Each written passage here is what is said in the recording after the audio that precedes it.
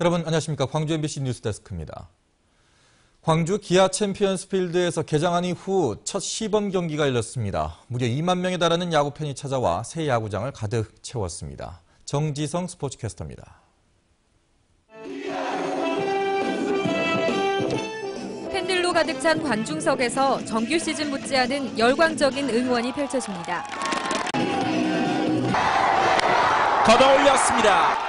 나주환 선수가 터뜨린 새 야구장에서의 첫 홈런포에 팬들은 뜨겁게 환호합니다. 너무 좋아요. 구 야구장보다 신 야구장이 시설도 좋고 너무 좋아요. 4강을 목표로 아마 좋은 성적 낼 거라고 믿고요. 열심히 응원하는 만큼 좋은 성적 날 거라고 생각해요. 오늘 시범 경기에는 2만여 명의 팬들이 새 야구장을 찾아 포근한 주말을 즐겼습니다. 첫 시범 경기가 열린 챔피언스필드는 야구 팬들에게 따로 입장료를 받지 않고 무료로 개방됐습니다. 새 야구장에서 처음으로 펼쳐진 두산 베어스와의 시범 경기에 양측 선수들은 낯설지만 설레는 모습입니다. 기아는 아쉽게 승리하지는 못했지만 멋진 경기력을 보여주며 팬들의 기대에 화답했습니다. 팬들과 함께 했고 가을 야구에 이렇게 만원석을 탈 수 있는 그런 모습으로 최선을 다할 테니까 많은 응원 부탁드리겠습니다.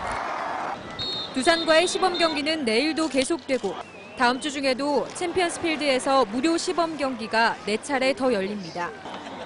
MBC 뉴스 정지성입니다. 한평에서 조류 인플루엔자 확진 판정이 나와 인근 닭 오리에 대해서 살처분이 진행되고 있습니다. 전남도는 한평 월야면의 한 씨오리 농장에서 H5형 AI 확진 판정이 남에 따라 이 농가에서 키우는 씨오리와 유경오리 3만 6천여 마리, 다른 농가의 토종닭 700여 마리 등 반경 500m 안에 있는 닭 오리에 대해서 살처분에 들어갔다고 밝혔습니다. 그동안 전남에서는 해남, 나주, 영광, 영암 등지에서 모두 6건의 고병원성 AI 확진 판정이 나와 60농가에서 닭 오리 177만 5천여 마리가 살처분 처리됐습니다. 제3회 광주 3.15 의거 기념식이 열렸습니다.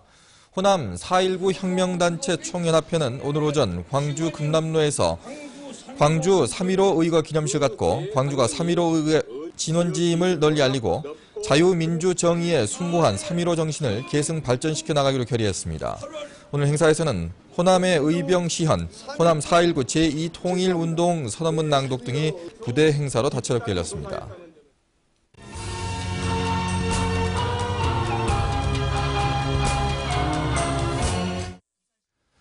젊은 농업인의 꿈과 희망을 들어보는 연속보도, 오늘은 다이어트용 도시락 배달을 하고 있는 30대 젊은 기업인을 만나보겠습니다. 이 카페를 운영하면서 단순 식품 가공은 물론 건강 음료까지 자체 생산하고 있습니다. 보도에 조현성 기자입니다. 현미밥이나 통밀 샌드위치에 다양한 과일과 채소류가 곁들여집니다. 이렇게 완성된 도시락들은 밤사이 전국에 있는 소비자들에게 택배 발송됩니다.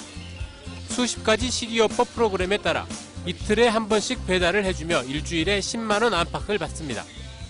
3년 전 반신반의하며 시작한 다이어트 도시락 배달업은 무난히 시장에 안착했습니다.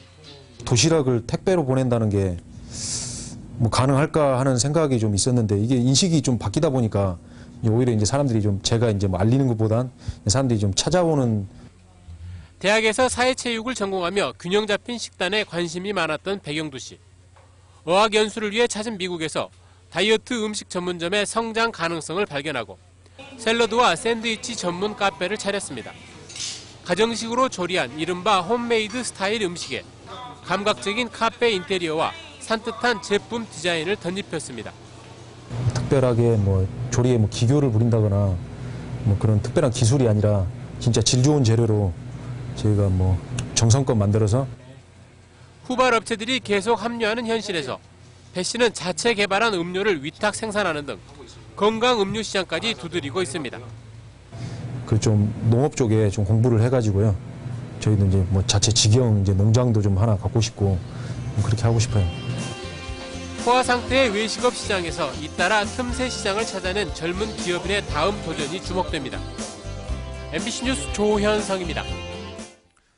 광주 광산경찰서는 장례식장 재단에 사용하는 꽃을 독점적으로 납품하고 재사용할 수 있게 해준 대가로 금품을 주고받은 혐의로 장례식장 대표 63살 김모 씨 등 4명과 꽃 유통업자 52살 신모 씨 등 2명을 불구속 입건했습니다. 이들은 병원 장례식장 등 2곳에 재단 꽃을 독점 납품하는 대가로 매출액의 20%를 주고받는 등 300차례에 걸쳐 5천만 원의 뒷돈을 주고받은 혐의를 받고 있습니다. 도내 어촌의 귀여 가구가 늘어나고 있는 것으로 나타났습니다. 전남도는 지난해 서울과 경기 등 수도권에서 257가구가 전남 지역으로 귀여했다고 밝혔습니다. 이는 지난 2012년 209가구에 비해 23%가 증가한 수치입니다. 베이비붐 세대의 은퇴와 맞물려 전남이 전국 수산물 생산 1위라는 점이 크게 작용하는 것으로 분석됩니다. 국립수산과학원이 최근 남해안 일원에 대한 마비성 폐류독소 조사 결과 경남 거제도 동북부 연안과 부산시 연안에서 마비성 폐류독소가 검출됐다고 밝혔습니다. 특히 지난주까지 기준치 이하였던 부산시 일부 연안의 진주담치에서 허용 기준치의 2배 가까운 마비성 폐류독소가 검출됐다며 주의를 당부했습니다. 국립수산과학원은 봄철 수온 상승과 함께 당분간 폐류독소의 증가와 확산의 우려가 높다며 남해안 일원에 대한 폐류독소 감시 체제를 강화하기로 했습니다. 박주선 의원은 한 캐나다 FTA로 무역 적자가 예상된다는 국책연구기관의 연구 결과를 정부가 숨겼다고 주장했습니다. 박주선 의원에 따르면 지난 2012년 대외경제정책연구원이 한 캐나다 FTA의 경제적 효과를 분석한 결과 1억 8,400만 달러의 무역 적자가 발생하고 10년 뒤에 실질 GDP 증가율도 0.1%에 불과했습니다. 상시근로자 10인 미만의 소기업을 대상으로 소상공인 특화 자금이 지원됩니다.